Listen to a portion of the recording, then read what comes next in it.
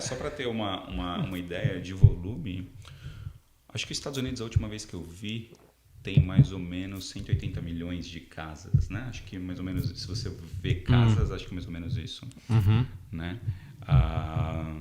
Se essa informação estiver errada, achei no Google, desculpe.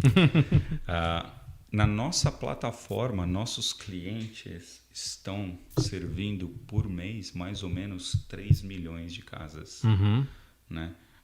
Geralmente eles vendem serviços por quarter, ou seja, são 3 meses que eles visitam casas únicas. Né? Então, na nossa plataforma, em 3 meses, eles vão visitar mais ou menos de 9 a 10 milhões de casas. Né?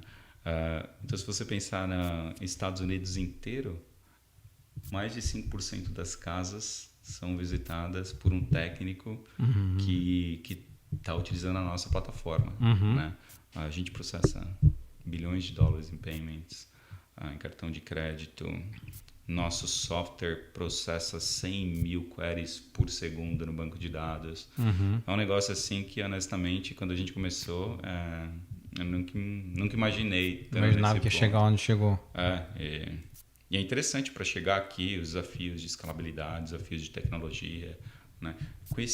Com essa quantidade de crescimento, o que você faz em um ano, no ano seguinte, as coisas não funcionam. Né? Se você não continuar inovando com relação a processos, inovando com relação a tecnologia, código, automação, você entra no platô, né? Que não é o que a gente quer. Né? A gente quer continuar sendo considerado uma high growth company em tecnologia, que é super difícil.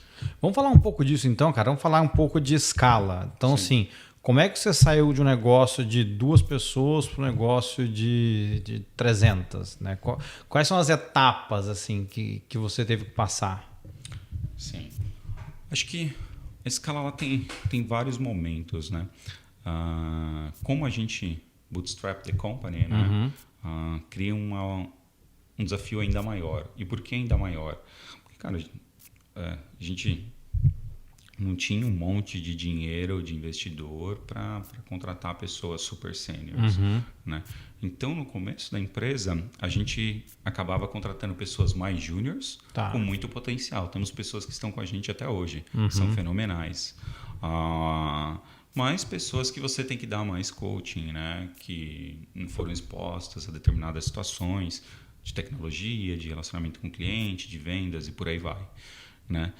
Então requer muito dos founders. É importante que os founders tenham tido uma experiência prévia, senão é um monte de gente fazendo pela primeira vez. E a chance de cometer mais erros é maior ainda. Né? Então acho que esse é o primeiro desafio. Né? Aí eu acho que tem alguns buckets. Assim. Acho que crescer a empresa de 2 pessoas até 50 é uma fase. Quando a gente tinha 50 pessoas, era eu, o Gerald, e a gente não tinha gerente. A gente tinha, assim, middle management, né? Que também executava. Né? Era uma estrutura super lean, super magra. Né? E funcionava. E nessa fase ainda da empresa, ainda tem muita questão de... Você ainda consegue rodar a empresa com o que a gente chama being hero, né? Alguma coisa não dá certo, os 2 vão lá, vira noite, vira sábado, vira domingo e consegue arrumar. Aquele cara que bate o escanteio, corre para cabecear. Até 20 pessoas é muito isso. A hora que você está chegando perto de 50, você já não consegue mais. E esse threshold é de gente ou é de faturamento ou é mais de gerenciar gente mesmo? É os dois, até porque uma empresa SaaS de TI tem uma correlação de headcount com faturamento. Entendi, não sabia. As empresas de TI estão buscando um faturamento por headcount. Esse é um dos KPIs que as empresas estão olhando. Tá? Então, se você quer estimar uma empresa SaaS, quanto ela tem de receita, se você for no LinkedIn dela e ver a quantidade de funcionários que ela tem, vai te dar um ballpark de mais ou menos como está indo. Ou como deveria estar indo para ser considerado uma high performance, high growth company. Entendi. Né? E aí depois disso a gente rodava muito, muito lean. Né? Depois disso tem a fase de 50 a 150 pessoas. Né? Aí você começa a ter um pouco mais de senior manager, Uhum. aí você já consegue até atrair mais pessoas, você já tem um cash flow que te permite pagar uma pessoa com um pouco mais de experiência, não em nível executivos ainda, quando você está nos 50, você ainda não tem tanto cash flow, né? É difícil para fazer, né? Mas aí a gente já introduziu um layer de management, né? E daí que precisa de bastante coaching, mas pessoas com potenciais que mandaram bem, vários deles estão com a gente até hoje também, né? E aí você já começa a introduzir processos, né? Uma coisa muito importante muita gente quer introduzir processo por introduzir processo. Introduzir processo tem que ter um benefício, né? Então é uma coisa que é muito importante olhar em cada um desses estágios dessa empresa, né? Porque para você ter um processo, o processo tem um custo, você tem que monitorar, você tem que melhorar, você tem que medir, né? What success looks like. Senão não faz sentido. E depois tem a fase que a gente tá, que acho que a gente está, né? Que você vai de 150 e você cria uma estrutura que vai te escalar até seus 500, 600, eu imagino, funcionários, né?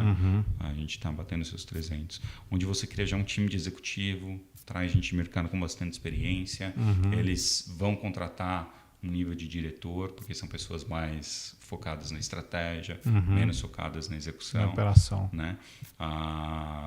E aí conecta com o time que você já fez de 0 a 150 pessoas. Entendi. Né? E aí você tem muito mais maturidade com parte de governança também, né? Tem que compliance, segurança, né? A empresa vai criando layers de maturidade no decorrer da evolução.